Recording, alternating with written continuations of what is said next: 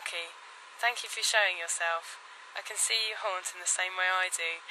With this letter I suddenly want to tell you all about everything, but of course when I get that way I find I also don't have much more to say, not much more than anyone else would, so I'm lost in ineffectiveness, and I'm not so special, and I'm a tiny disappearing dot, etc. But I guess I can say that my favourite part is the way you feel you could watch forever and never once leave. You just sometimes want to walk until the world falls down around you, or until you subside into the world. You could walk until you die of thirst and then just keep walking, staring, and hope they don't remove you. They'd remove you though, I suppose, wouldn't they? Even if you remained upright and deaf, someone would eventually notice, right? By the by, did you find the apple I left for you?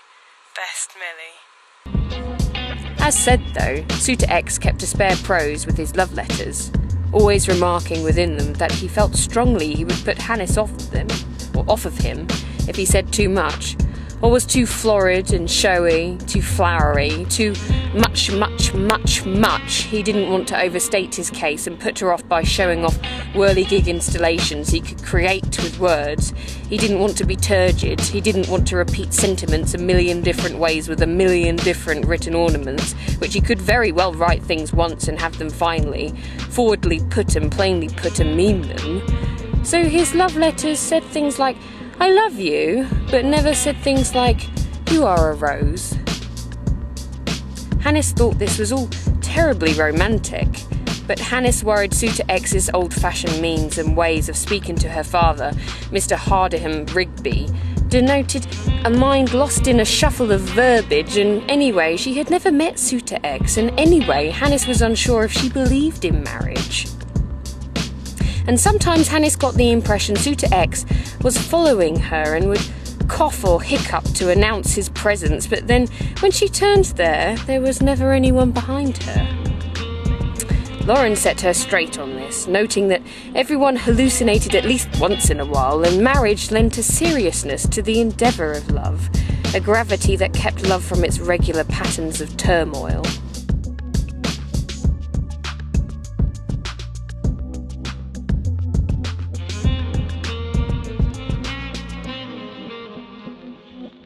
Behind that door.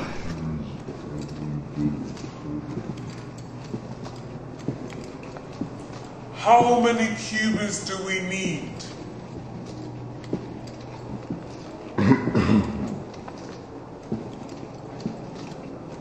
Hasn't one been more than enough? There'll be no sleeping in Sherwood Forest like I hoped.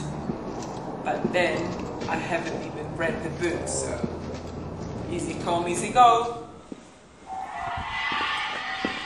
Oddly, it's hoodies that have scared us out of Sherwood Forest.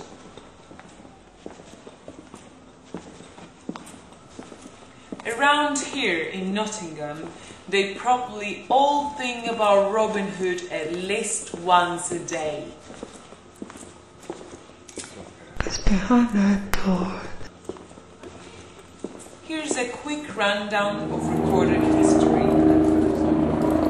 Ancient Babylon, Pyramids of Egypt, the birth of Christ, Battle of Hastings, the Black Death, discovery of America, William Shakespeare, French Revolution, First World War, Apollo moon landing.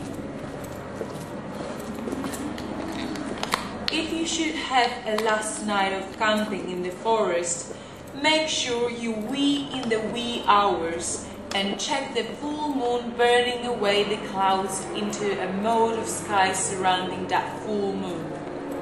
It's a particularly stark side. I heard about a guy lived in a cave in summer and a wooden hut in epic forest in the winter. But the wooden hut burned down.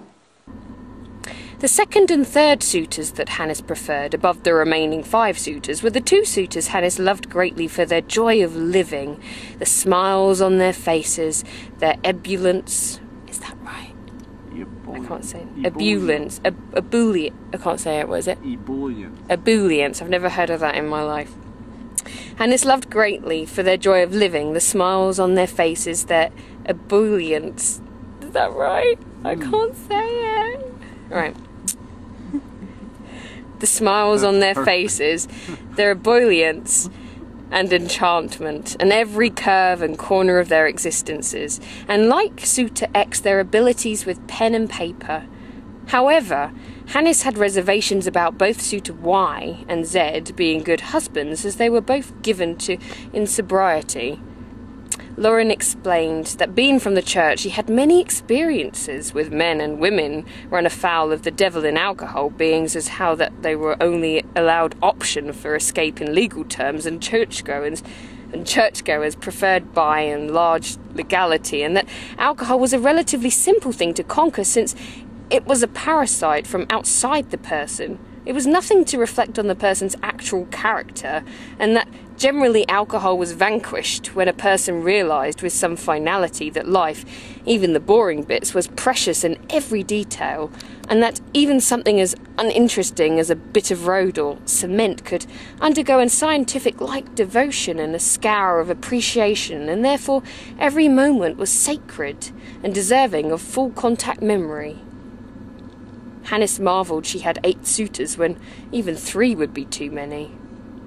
Hannes thought she would have preferred the suitors to come straggling up to her in wagons, would she have lived in a rattletrap house on a foggy hilltop somewhere in some sweep of English moors. Hannes talked of 5 unsuitable suitors, one young enough and bad enough that his painterly qualities tended towards the graffiti of the names of women other than her, and Hannes thought that Suitor's interest in her had surfaced only when he could not spell her name on a wall. Hannes mentioned the 4th to last of the suitors, who had a laugh that choked him, and in turn created an unlaughter-like sound that oppressed her ears. Hannes mentioned the 3rd to the last of the suitors, who never cared to sleep, found sleep an interruption of the life he was trying to lead, and so this suitor used sewing needles and dropped spoons to keep himself awake. Consequently, he suffered night wanderings and compulsions over which his clothes were clean and which were needing laundering, and he would separate his clothes into bags by the number of times each piece were worn, and also kept a diary, or logbook rather, about said numbers, and usually gave clothes to charity if they reached the number 11, causing him a constant lack of money, so that his only bright idea for a date was frisbee in the park. Hannes mentioned the final 2 suitors, twins who each desired what the other thought, and so when one of these twins had accidentally had a note of fancy for the way Hannes's long hair wisped in a breeze in front of a Nottingham off-licence, thereupon the fancy bounced back and forth psychically between the twins until they had brewed themselves into a double intent towards marriage and a nearly violent 4-way jealousy where the 2 of them were at home and out of sight of Hannes.